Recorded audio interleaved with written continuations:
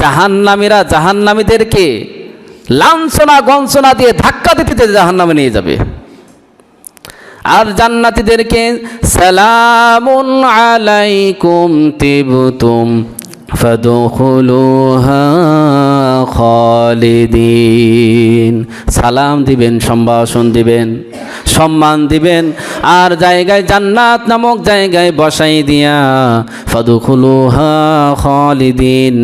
ফেরেশতারা বলবে, বান্দারা দুনিয়ার ভিতরে আল্লাহকে দেখো নাই, নামাজ আদায় করেছো, আল্লাহ তাআলার সাথে সাক্ষাৎ হয়নি, কষ্ট করে রোজা রেখেছো, তাকওয়া অবলম্বন করার কারণে এই জান্নাতের ভিতরে খালিদুন, অনন্তকাল তুমি বসবাস করো। সবাই বলেন সুবহানাল্লাহ, আরো জোরে বলেন সুবহানাল্লাহ।